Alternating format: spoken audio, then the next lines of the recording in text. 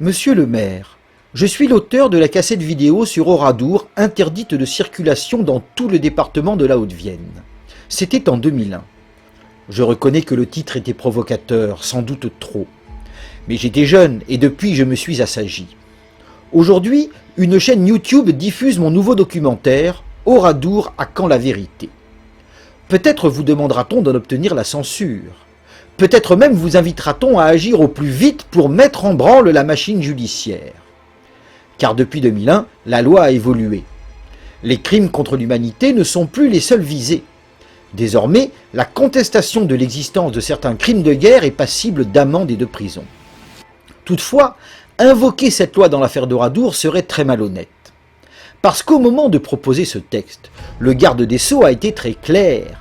Il voyait dans le révisionnisme des chambres à gaz une manifestation du racisme, plus exactement de l'antisémitisme. C'est dans ce contexte dit antiraciste que les élus ont voté la loi. Or, il est bien évident que le révisionnisme sur Oradour est sans rapport ni avec l'antisémitisme, ni même avec le racisme. Chez les révisionnistes, personne n'a jamais appelé à la haine des habitants d'Oradour.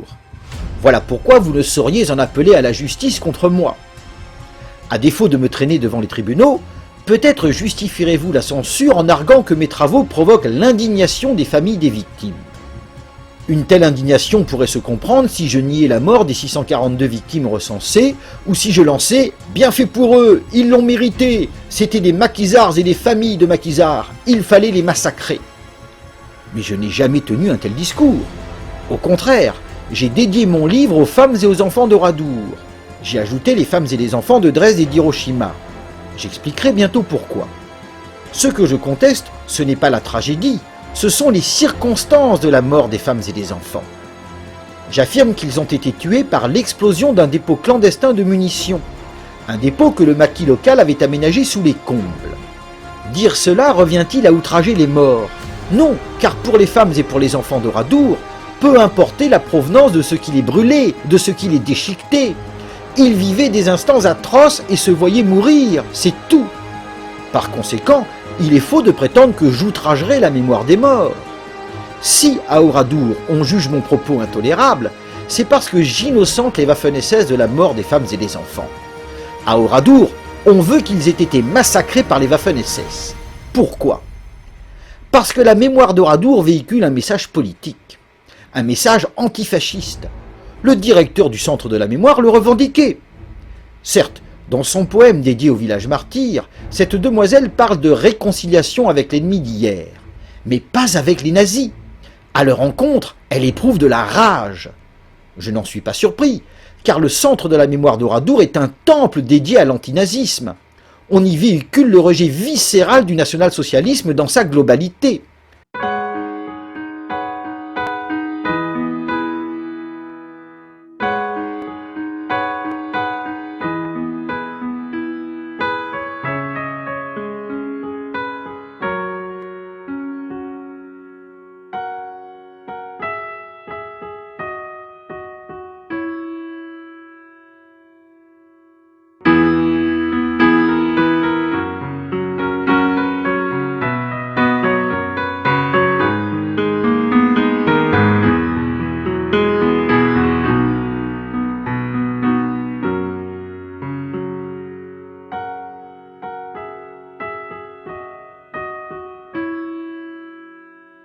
Ces visiteurs l'ont parfaitement compris. Pour eux, Oradour n'est pas le crime d'une compagnie de Waffen-SS, c'est le symbole en Europe de la barbarie nazie.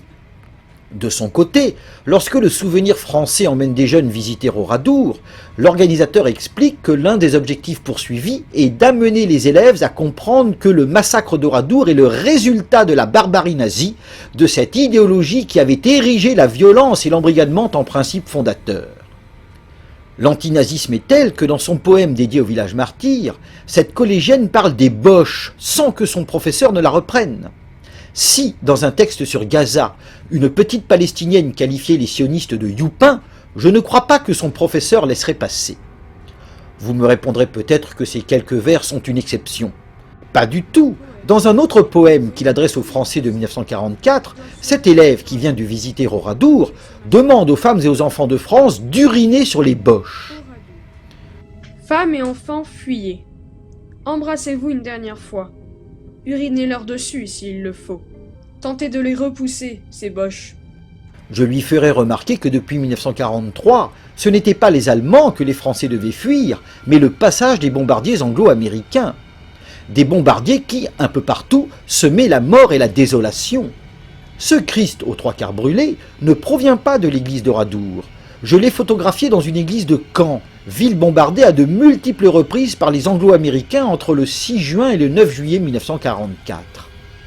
Vous me répondrez que c'était la guerre. Ce n'est pas ce que pensait l'évêque de Toulon fin 1943 lors des obsèques des victimes d'un nouveau bombardement. Je vous opposerai aussi l'ouvrage de ce Normand, Alexandre Caillé.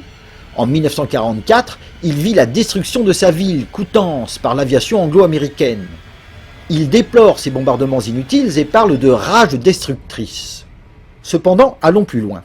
Oui, admettons qu'en cas de guerre, les belligérants puissent adopter une stratégie qui provoquera la mort de femmes et d'enfants. Dès lors, au nom de quoi pourriez-vous condamner des soldats qui, face à des civils armés et insaisissables, les maquisards, frappant dans le dos, auraient décidé que la seule stratégie efficace était la destruction d'un village avec sa population civile? 2 mois avant le drame de Radour, le 8 avril 1944, Philippe Henriot avait lancé aux résistants cet avertissement prophétique. C'est bien joli de déclarer de loin la guerre à l'occupant, d'énumérer complaisamment les Allemands tués dans les attentats et les guet-apens. C'est bien joli de déclarer qu'on n'accepte pas l'armistice, que la France est toujours en guerre avec l'Allemagne. C'est bien joli de proclamer par les ondes que toute la France est avec la résistance, avec les Alliés et avec Staline. Seulement, le revers de la médaille, c'est qu'un jour, il se trouve des Allemands pour accepter de se considérer comme en guerre avec des Français qui répètent à longueur de journée qu'ils sont en guerre avec eux et pour répondre aux attentats par des représailles. Et oui, monsieur le maire, on ne peut pas d'un côté absoudre les Alliés et de l'autre condamner les Allemands. Car en France, les bombardements anglo-américains ont provoqué des drames aussi terribles que ceux survenus à Oradour. Alexandre Caillé évoque par exemple celui de cette jeune fille, restée 3 jours bloquée dans une cave avec les cadavres de sa mère, de ses 2 sœurs et de son frère. Quand on la retira de là, elle était devenue folle et elle mourut 2 mois plus tard.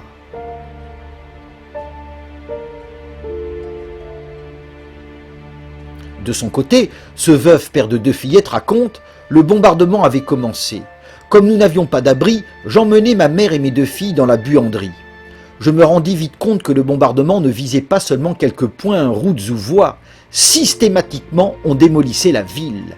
Les bombes tombaient en quinconce. Nous fûmes pris entre 2 torpilles et couverts de débris. Cette fille-ci, moins, moi, plus. Mais je commençais à me dégager.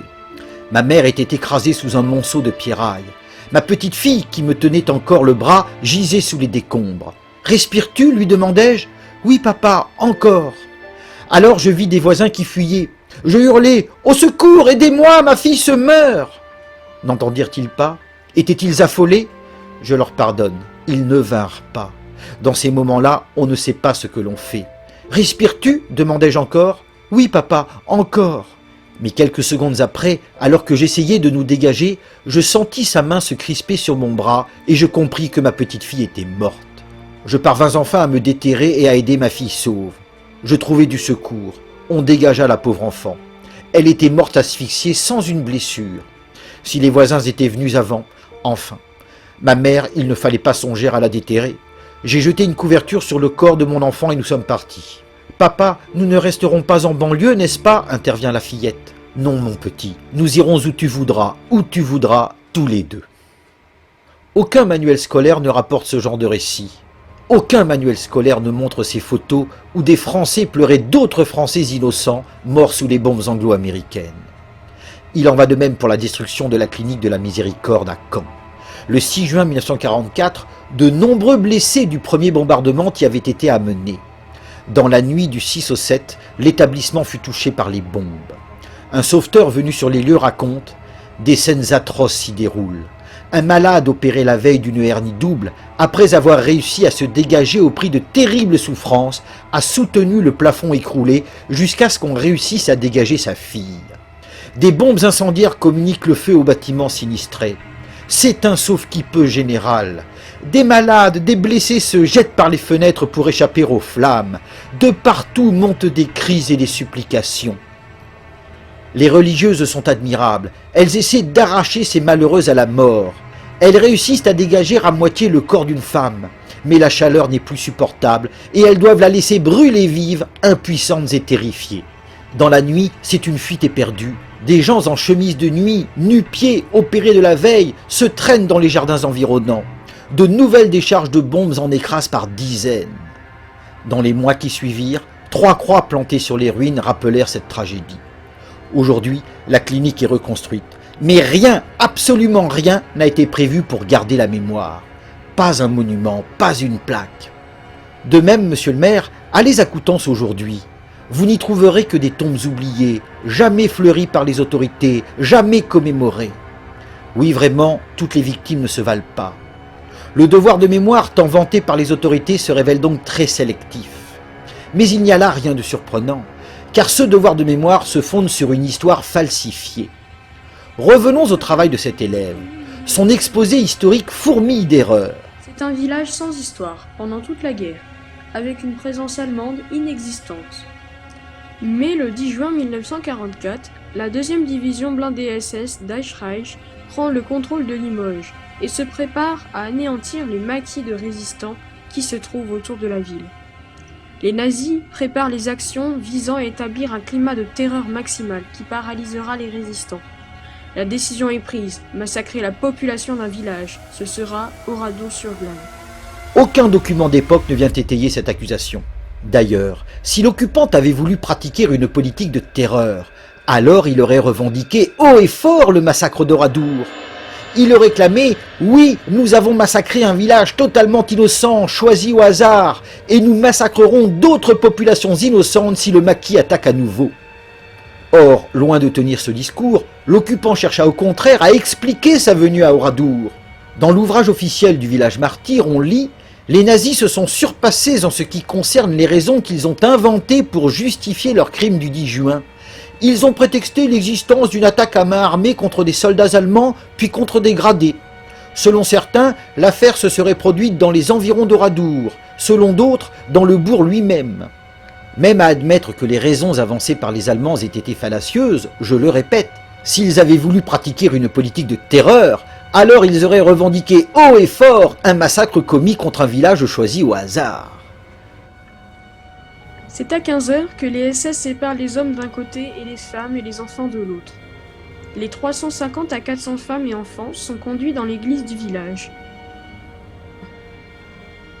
En revanche, les 180 hommes sont regroupés dans 6 bâtiments différents par groupe sous la surveillance de gardes SS, armés de mitrailleuses. À 16h, un signal donne l'ordre du massacre. Les SS abattent à la mitrailleuse les hommes regroupés dans les 6 bâtiments. Ce prétendu signal, c'était l'explosion soudaine du dépôt de munitions dans l'église. Mais comme je l'ai expliqué ailleurs, depuis 1944, on cache cette vérité au public. À 16h, en même temps, les SS placent une charge explosive sur une chaise dans l'église où sont enfermés les 350 à 400 femmes et enfants. L'explosion de la charge met le feu à l'église et dégage une fumée suffocante. Mortelle. Les soldats nazis remplissent l'église de paille et de fagots de branches pour y mettre le feu. Ils abattent à la mitrailleuse ceux qui tentent de sortir du brasier. L'élève nous ressort cette histoire rocambolesque de caisse explosive et asphyxiante. De son côté, une autre élève déclare « Voici la cloche de l'église. Il faut savoir que pour faire fondre une cloche, il faut que la chaleur soit très grande, très élevée. Là, elle était à plus de 1000 degrés. Nous pouvons alors essayer de s'imaginer l'atrocité de la situation envers les femmes et enfants. Si les cloches ont fondu au point de transformer l'église en crématoire pour les femmes et les enfants, alors comment se fait-il que le confessionnal et l'autel de la chapelle Saint-Joseph, en bois, n'aient pas brûlé? Les 2 élèves ne se sont pas posé cette question évidente, car ces jeunes sont totalement embrigadés. La méthode est toujours la même, elle consiste à susciter l'émotion pour paralyser la raison. Plus les années passent et plus les gardiens de la mémoire d'Oradour actionnent ce ressort si efficace. Il est vrai que la démocratie a poussé très loin l'art de la manipulation.